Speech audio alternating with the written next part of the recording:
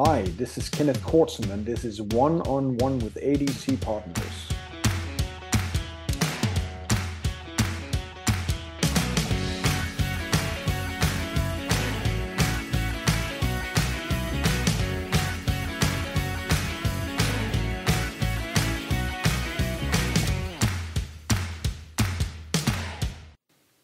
Hi, this is Dave Almy of ADC Partners.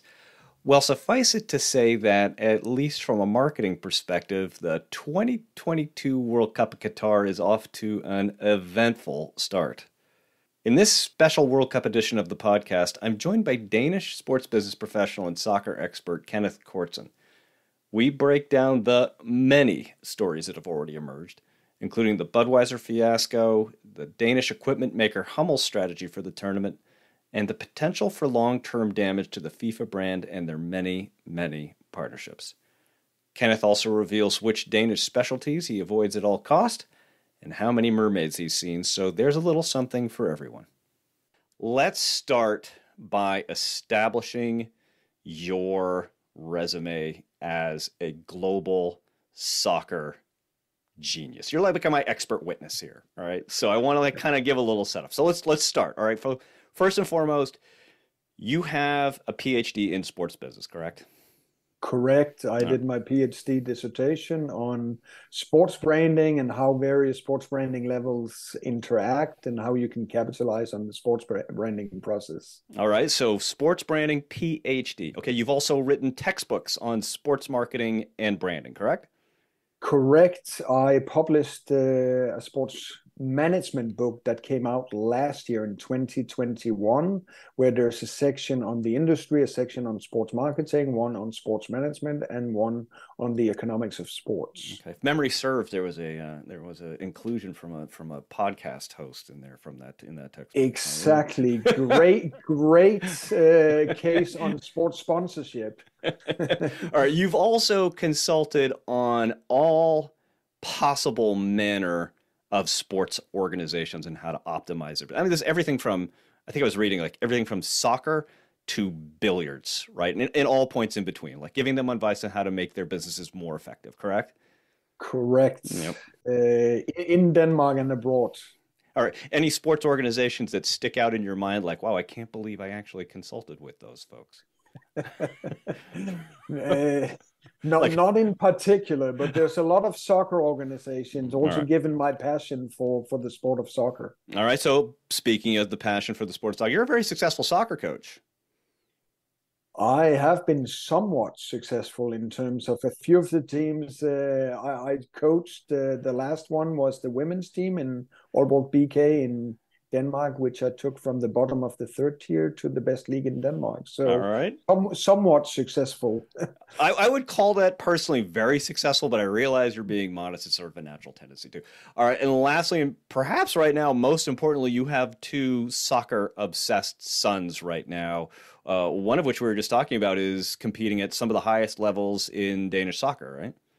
Yeah, my oldest is playing for the under-13s in Aalborg BK, and they are a top team in the nation. At least they won their conference this year, so very enthusiastic about the game, and so is my youngest, and I guess it runs with the family. It runs in the family. You passed it down very effectively. So I think it's safe to say then, Kenneth Cortsen, that you are the all-knowing, all-seeing oracle of soccer, and that's why we're here. And for our international audience, of which I know there is legion, we are going to be calling it soccer for the context of this conversation. We understand that, Kenneth, you just call it football, but just sort of establish that out of the gate. Okay, fair enough. Fair enough, right. Dave. Hopefully that's not offensive. All right. You know, we Americans, we call things whatever we want. We call a game that's played with your hands football. So go figure. All right. So let's do this. In order to start the conversation, let's start by setting a baseline for what it means about the World Cup and sports marketing. All right. Because safe to say that other than the Olympics, the World Cup is probably the biggest possible stage for sports marketers. Can you give a little context for that? Provide us just like how big a deal this moment is for sports marketers around the world? I think, the World Cup, it's a massive and global stage. Yeah. We are dealing with the most popular sport in the world. It's truly a global sport. There is a fantastic level of accessibility to play the sport. So, I mean, it only takes a ball basically to play soccer, and it's a game that's played all over the world.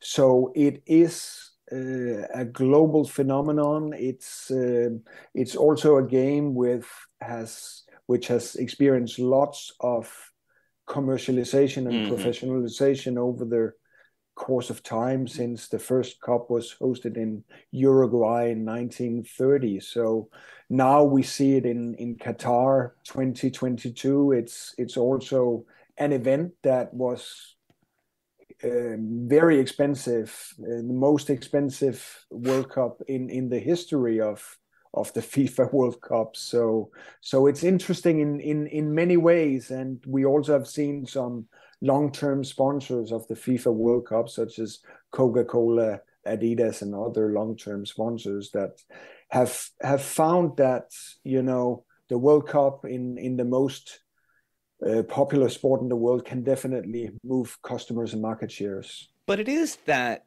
commonality, right? To your point that you just brought up. I mean, Mm. all you need is a ball, and Yeah, you can play it. And so around the world, that accessibility, that familiarity, that's what that passion, which evolves from that access.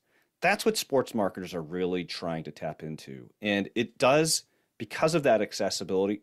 Everybody's close to it. Like yeah, it's so prevalent, and there's not anything like that in the global sports pantheon, I guess, right? That's what mm. marketers are really seeing here.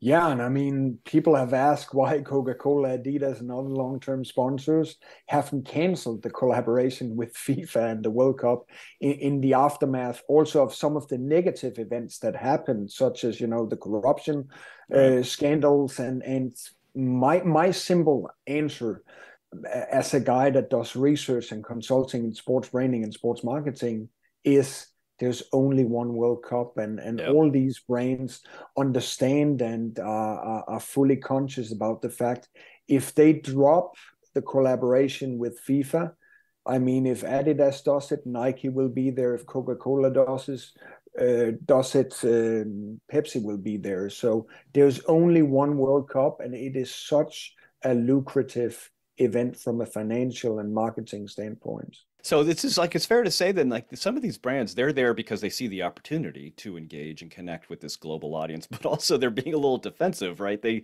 don't want Yeah. their competitors getting access to that, even with some of the challenges, which offers a natural segue into a key point here, right? And let's talk about the decision to host the World Cup in Qatar, because that was a controversial pick for a number of reasons. Can you give a quick rundown on what some of those reasons for people who might not be familiar with it, despite, this has obviously been 12 years in the making? Yeah, I mean, the 2022 FIFA World Cup in Qatar has also been the subject of a lot of criticism Mm, because of human rights abuses, yeah. whether this is regarding migrant workers or people from the LGBT community Hmm. being subject for abuses. Hmm. Environmental concerns may be another thing that may have caused negative impact because Qatar is not a country with a lot of football or soccer infrastructure. So suddenly, you needed to build all that soccer related infrastructure. What about after use? Because there's not the same soccer or sports culture in Qatar that you see in Germany or in the US, where the stadiums or venues may be used by Right. the national or domestic league They had to afterwards. build everything from scratch. Yeah, exactly. And what does it do to the match day calendar of the professional players that suddenly we need to play a World Cup in November or December? What about the fan festivals and the fan culture? What about the sporting and safety conditions for the players because of the heat? Right. So my question is this a World Cup being hosted in Qatar that is well aligned with the expectations for sustainability, for CSR, for good corporate citizenship here in 2022. And I think that's highly questionable. Because these are becoming much more significant issues now for sponsors, right? In the past, I think a lot of companies would try to downplay any societal or political issues that they got caught up in order to just kind of keep the brand apart from anything that might be considered controversial. That's no longer the case, is it?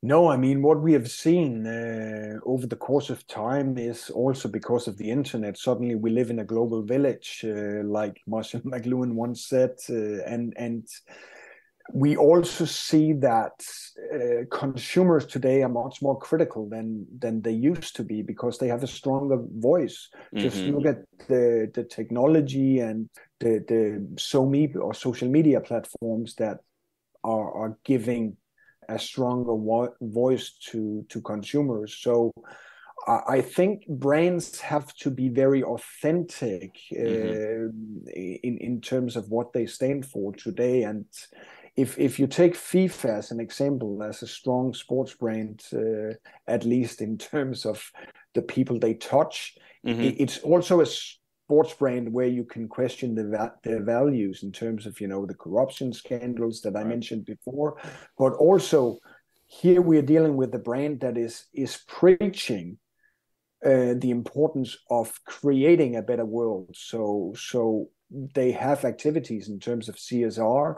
They are talking about the importance of diversity, but at the same time, they are hosting their premium event in a country where they are not treating people from for instance, the LGBT community in a respectful and good manner. So you have the FIFA brand, Mm. which says that it's all about community and global citizenry and corporate social responsibility and sustainability. It's saying all these things, but the practice of what they're doing, hosting the games of Qatar, which has a less than sterling reputation as far as Mm. human rights goes, really seems to run at cross purposes with what they're saying. And that's a real danger to a brand, isn't it? Totally. Yeah. I often tell my students and also, people that I consult with in terms of sports branding. One thing is to stick with the brand promise, Hmm. but your brand promise must also not only talk the talk but also walk the talk. So there must be a clear alignment in terms of what you're saying you want to do and what you actually Yeah, do. you And can't just say that this is and what we and stand for. no, no, no, Yeah, and yeah, most importantly, sport is always a reflection of the surrounding society, yeah. and Hmm.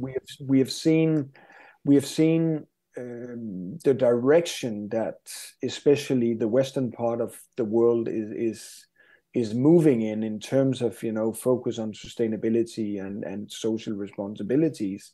So you can't ignore that, or you can't have gaps between what you say you are doing and what you're actually doing. That's not working in a world where consumers are more critical than ever, and at the same time they are all also more enlightened and intelligent than ever. And In vocal, right? To your point, Yeah, yeah, everybody, yeah, we yeah, all have a exactly. platform now. I'm tweeting about this conversation right now, as a matter of Yeah, yeah. fact. So uh, there's also that's the sports organization, but you do see some of the sponsors and suppliers start to put these kinds of actions in practice. All right. So let's use the example of Hummel.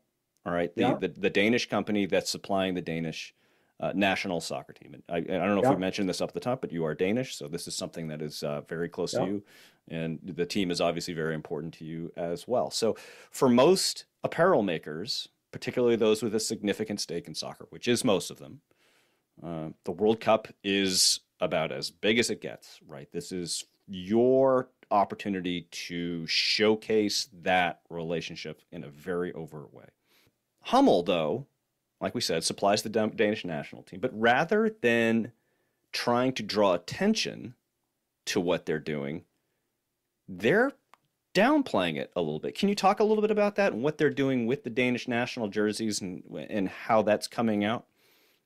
Yeah, I mean there was a long partnership between the Danish national team and the sports brand Hummel. Mm-hmm. And although Adidas was a sponsor for Denmark for some years, Hummel became sponsor again. Very good. And Hummel is also a company that is well known for their approach to corporate values in Mm-hmm. alignment with what they call company karma. Okay. Christian Stadil, who's one of the key persons and also owner of Hummel, has practiced Buddhism. When we know about Buddhism and the importance of being compassionate, so Mm-hmm. for me, it's not a surprise that we saw suddenly that Hummel wanted to tone down the football kits for Denmark in this year's World Cup in Qatar as a way to show their support towards the families that lost loved ones when migrant workers Mm-hmm.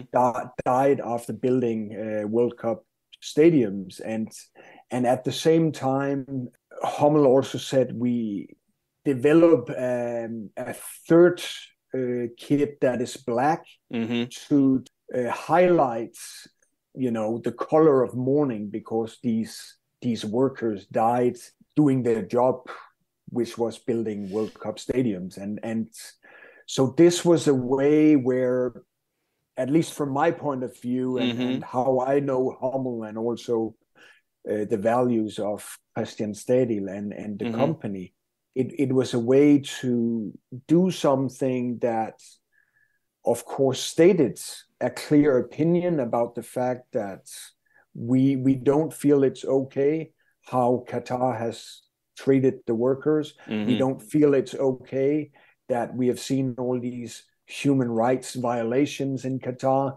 And most importantly, we don't believe in such values and such behavior. And it is, the way I see it at least, also aligned with a lot of the Western opinions that the World Cup should never have been hosted by So Qatar it in the doesn't first place. it doesn't surprise you, right? That it No, matches your expectation for what you know about Hummel and who they say they are and what values and company karma, to use your phrase. yeah, yeah. Do you think it's a smart decision for them to do so?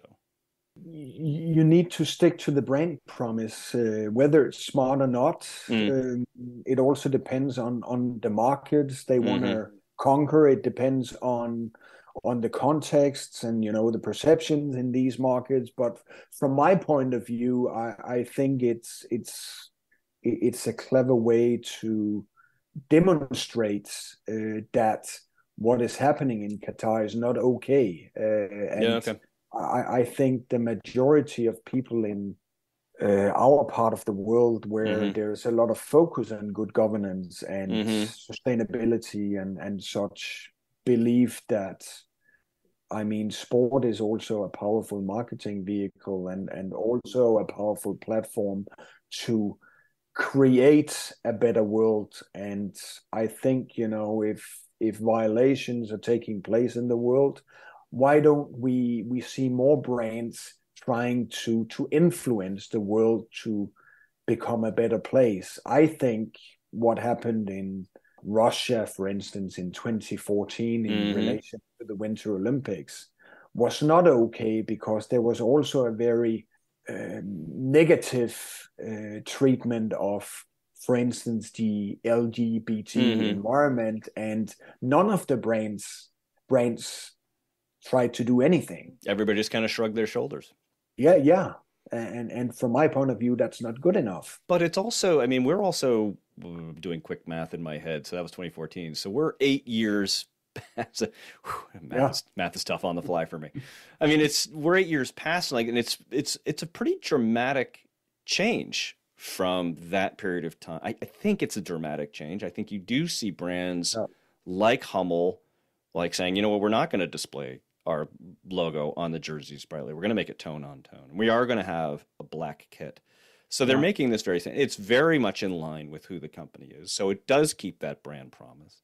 It's different Yeah. than FIFA, which is kind of saying one thing and kind of actually doing another. Yeah. Do you expect other brands to follow Hummel's lead for this World Cup? Or is everything too set now and everybody's plans are already running? It's just what it is. It's going to be too difficult for them to pivot. From my point of view, branding is also about first mover advantages, Mm-hmm, and mm-hmm. branding in a sports marketing or sports sponsorship context is always about tapping into the cultural relevance linked to the situation. So with this in mind, I don't expect to see copies of this marketing stunt from Hummel, which is also can be characterized as. But I Mm-hmm. think that we will continue to see campaigns in sports with similar messages, and hence striving to produce a better world. That's a trend that is on the grow at the moment. Is there a danger for brands who are at Qatar and invested in the World Cup to have, say, marketing message out there about inclusivity and a sport for all, sort of those larger contextual messages? But then is that damaged by the idea that they're actually in Qatar and participating in this World Cup, which does have, a tough message attached to it by just being there? Do those run at odds with one another? Yeah, it's a good question, Dave, and I believe that it is sophisticated. I mean, I don't believe No. in a boycott of the games, Mm, but I believe in actions. And if you have a powerful voice, how can you use that voice to change the world for the better? I right. remember on Danish TV, I think it was in the end of September, I was on Good Morning Denmark at TV2, and we I love had that. I love that show. yeah. It's one of my favorites. And we had a discussion with the CSR director of Coca-Cola, and my point was that some of these brands haven't done enough because Coca-Cola is a long-term sponsor of FIFA. Why Mm, haven't we seen these brands that pay enormous, amounts of dollars to FIFA trying to influence where the World Cup is hosted, hmm. trying to say it's not okay you host your premium event in a country where there are human rights violations. Yeah. And I mean, they have done things in terms of, trying to change that. But the question is it enough? Could could some of these brands have joined forces to, provide an even stronger voice to act as a change agent? Well, let's talk about one of the positions that one of the sponsors currently finds themselves in, right? So Hmm. Qatar is obviously a predominantly Muslim country and it severely restricts access to alcohol. Leading up to the games, there was an understanding, particularly an understanding from Budweiser, a enormous FIFA sponsor, Yeah. that beer was going to be allowed to be sold in the stadiums. And then, literally days before kickoff, Qatar did a complete about face. Right? They said, "Sorry, Yeah. no beer allowed in the stadiums. Only non-alcoholic beer allowed in the stadiums," which Yeah. is kind of a very big second place trophy for most of the people Yeah. who are going. So Budweiser, that's a $75 million investment for them, and they Yeah. just saw the major business case for their investment fly out the window. Yeah. So how does this impact these partnerships going forward, and what changes do you think will come out of this? Yeah, I mean, I think it's a big problem. I mean, there was also a question in relation to the World Cup in Brazil in 2014, Mm. because back in 2003, Brazil banned alcohol in their football stadiums to prevent Okay, so this is not unprecedented. turmoil. No, no, Hmm. but back then it was interesting to see that they said there's not going to be a ban at all. Hmm. That happened in Brazil. Hmm. So I was surprised by this example here in Qatar, but it tells a narrative about the enormous power of FIFA and the Mm. FIFA World Cup as one of the most lucrative sports rights in the world when it comes to moving customers and market shares. And I think that the problem is, although it is still possible for supporters to consume alcohol in designated fan zones and also for some of the VIP sponsors, but I think the U-turn that we suddenly saw here, it's not okay because Mm. sponsorship is always an exchange process, and the best partnerships over time are also a function of trust and good communication. And I mean, if you see this sudden change without that being communicated, apparently, it's definitely a concern in terms of brands wanting to do business with FIFA in the years to come. Also, I got to be honest with you. I read something about the chairman of FIFA saying something along the lines of, I mean, I'm going to paraphrase here, yeah, but he basically said, "Oh, get over it. It's just 3 hours during the game. You can go without drinking a beer."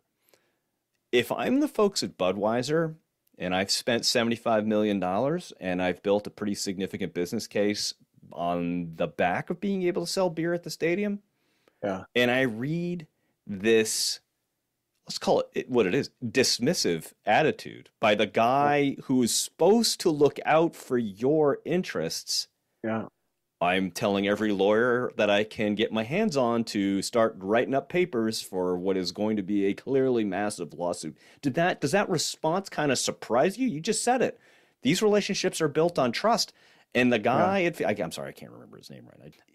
He just kind of blew that trust up. Like, how can we have a relationship with you if you're just going to be like, meh, sorry.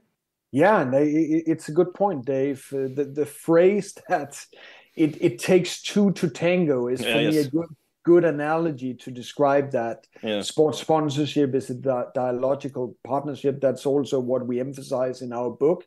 And so, in other words, sponsorship is always an exchange process in which dialogue, exchange of expectations, Mm. mutual trust, and the understanding of image transfer activities are vital for success of each partner's brand activation.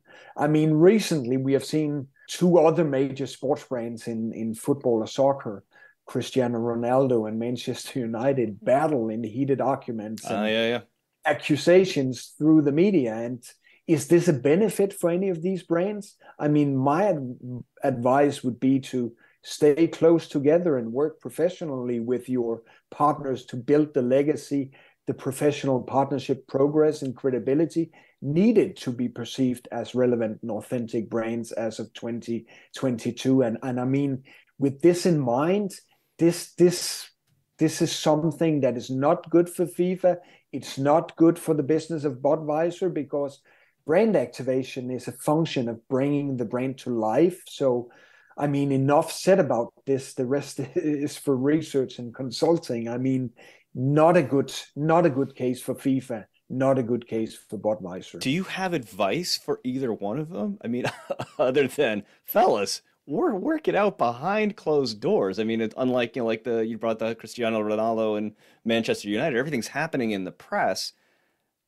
I mean, I clearly that opportunity has passed for FIFA and Budweiser, but Yeah, I think would think that the stakes for FIFA right now are really, really high because let's face it, the pool of companies that can play at the level of Budweiser, it's not that deep, right? I mean, they're going to have prospective partners looking at this and thinking, well, if FIFA's going to screw over Budweiser, what are they going to do to me? Right? So what are the implications for the FIFA brand here, at least from a partnership perspective?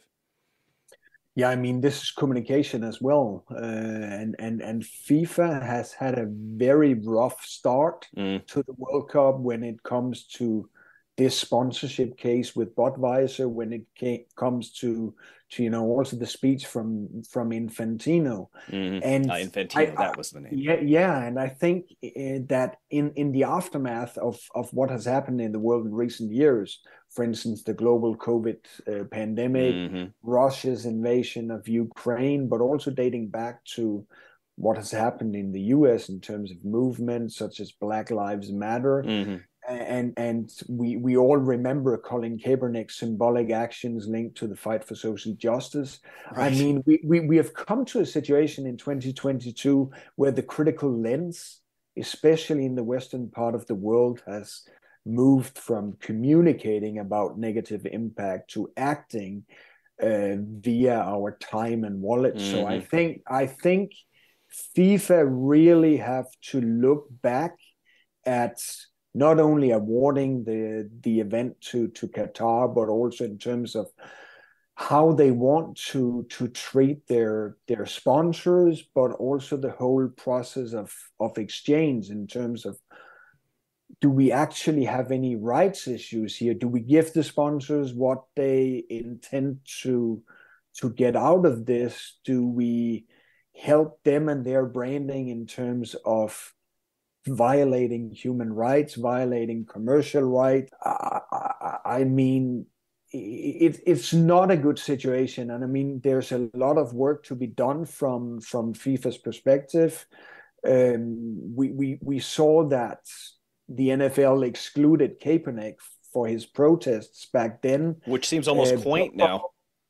Yeah, but I mean, I mean, now things have changed. Yeah. We saw that when the NBA, the team owners, the managers, they had to act with more sensibility and goodwill years later when their athletes and other central actors or stakeholders raise their voice regarding problems and challenges and bad behavior in the industry and in society at large, because there is more athlete activism today. There is a whole new level of critical reflections from consumers, but also from the brand side. So I mean, FIFA need to change from within, but also from the very top.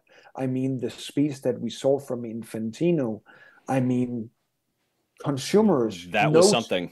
yeah, they know too much today, and some of the brands doing business with an organization like that, it's not helpful to be associated with a World Cup in Qatar with human rights violations, but not having these brand conflicts come out through the media as well.